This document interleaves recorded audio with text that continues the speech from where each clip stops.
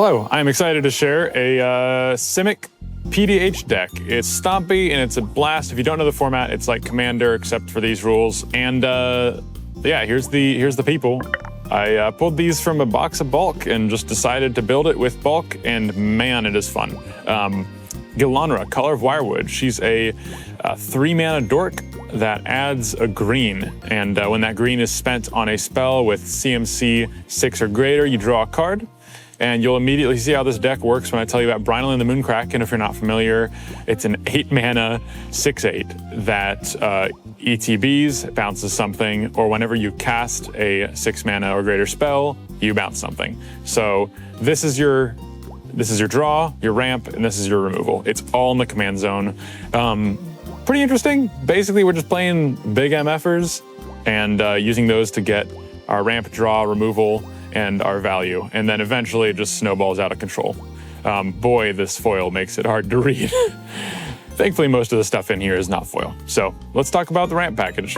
So since that first commander, Gilanra, costs 3 mana, we do want to be playing ramp on turn 1 if we can. So obviously Utopia Sprawl, Llanowar Elves, Elvish Mystic, Wild Growth, Finhorn Elves, Arbor Elf. These are all either dorks or enchantments that cost 1 mana and let you get 3 by turn 2. I'd like to have more of this, but in Pauper, there's a little bit of a restricted card pool, for better or for worse. It's why we love it, and it's also a challenge. And then we have a bunch of 2-mana dorks. So we are guaranteed by turn 2 to have something. We've got Quirion Elves, which can actually mana fix, so that's nice. Heart Warden can actually be a little bit of draw, which is good. Druid of the Cowl, it's a dork. Wirewood Elves, dork. Krosan Drover makes all of the big creatures in the deck 2 mana cheaper, which is absolutely huge. And then we've got energy tap. So later on, when you've got some big guys out, you can tap them to get a bunch of mana in case you want to have a very explosive play. Pretty fun. And then Priest of Titania is kind of the bridge between our ramp and our elves segment of the video. She adds a green mana for each elf on the battlefield. Beautiful art by Rebecca Gay, of course. I love this card. This is an absolute bomb because one of the other sub-themes of the deck is elves. Dwynen's elf. 2 mana, 2/2. If she sees another elf upon ETB, she creates another elf. Just elves and elves and elves. Taunting Elf, possibly my favorite card in all of Magic. It's a 1 mana 0/1. All creatures able to block Taunting Elf do so. So let's say you swing with a few 6/6s and him. Their entire board is blocking Taunting Elf. He dies, who cares? Everything else gets through, you win the game. Wirewood Pride. Target creature gets +X/+X until end of turn, where X is the number of elves in play. Nice little combat trick there. Presence of Gond, it can tap to create an elf. Well, it enchants a creature that can then tap to create an elf. Finclade Fugitives. This is one of those ones where they just like pasted the word elf onto the type line. It's a 6 mana 7/4 with Encore. So if you have to throw something in the graveyard or like decide on a blocker in a difficult situation, you want him dead because you can then pay 5 to essentially attack with Myriad, basically. Well, Encore, it's similar, but you know what I mean. Fierce Empath, this tutors up a guy, and we'll talk in a minute about which guy you're tutoring up, or gal. And then Elvish Guidance, and this one just gives you a huge amount of ramp, depending on the number of elves you have. Pretty fun. And now here's the bulk of the deck. It's pretty straightforward, to be honest. You're ramping up to your 6 mana line, and then you're playing big MFers. These are probably the 2 that I am tutoring for with that Fierce Empath. Annoyed Altasar is a 7 mana 6/5, Reach, Trample, and Cascade. Maelstrom Colossus, 8 mana 7/7 with Cascade. Those are both pretty big because you can then get basically any of these for free. Dirkwood Baloth is fun. If this is your turn 1, I might even pick this over the ramp because it has to spend 5. So you'll pay 1 green, and then 5 turns later, you'll be able to cast it for free on your upkeep. Since it's a cast, it will trigger Brinelin with that free removal. Wrecking Beast, a 7 mana 6/6, so it can either come in as a 7/7 with Trample or as a 6/6 with Haste and Trample because of that Riot ability. Goliath Sphinx, kind of a nasty card, flying 8/7 for 7. I was like, why? How is this a common? That's like, I mean, that's good value. It's been power crept, I guess. Like, it's not as cool as it used to be, but goodness gracious, that feels big on a Pauper table. Colossal Dread Mask and Colossal Dread Maw, of course. Do I have to explain these? 6/6 for 6 with trample. It's a dinosaur. Cool. Good talk. Undercover Crocodile, to be honest, this is just a pet card of mine. It's not that great. It's a 6 mana, 5/5. You can disguise it. You're not going to be disguising it in this deck because you do want to get those cast triggers. This is another one where they just kind of slapped the word elf on there and said, let's call it a day.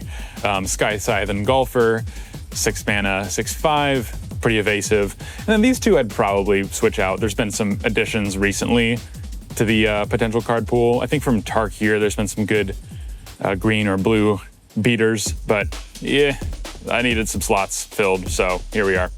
And then these are some decent cards for when you don't actually need the card itself. It has cycling, and you can cycle Windcaller Aven to give something flying, which is cool. Or if you want that flying 4/3, and that's your best value for the card, you have that option as well. Wirewood Guardian, 7 mana, 6/6 with 4 cycling. So again, we can go find something if we need mana. Elvish Aberration, it's a dork that's also giant beater, also an elf, also 6 mana, it checks all the boxes. Mental Journey, we can either draw a ton of cards or cycle it. Slavering Branch Snapper, same thing. We can cycle for a forest, and then it's a 7/6 with trample.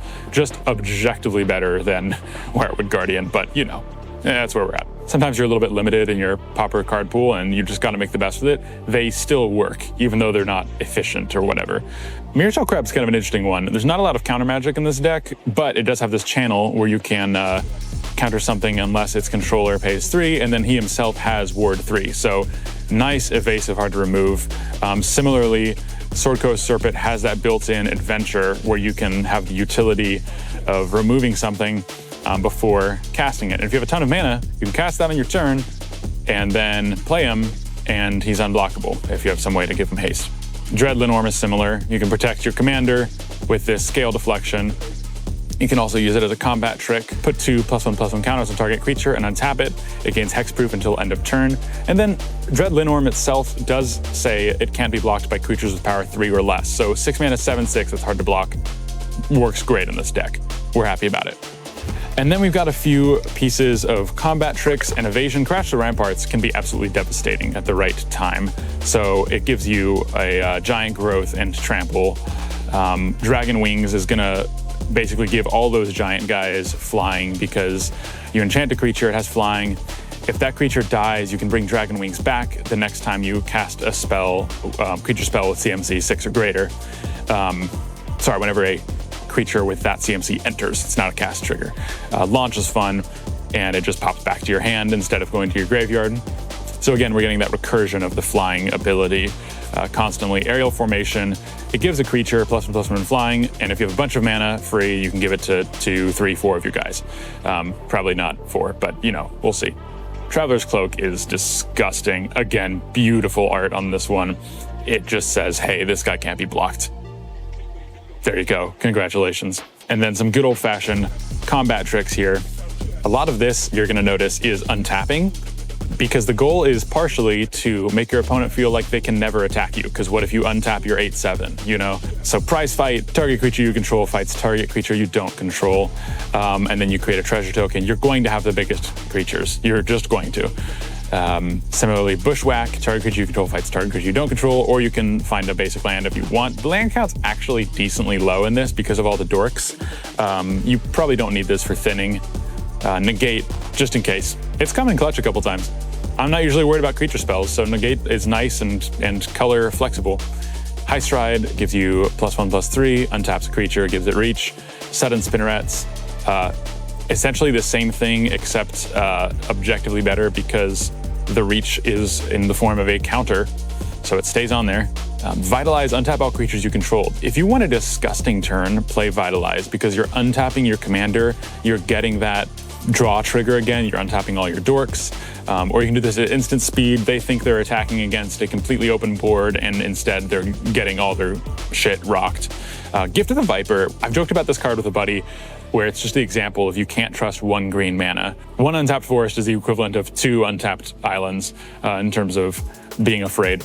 Put a +1/+1 counter, a reach counter, and a death touch counter on target creature and untap it. You can turn one of your dorks into a murder spell.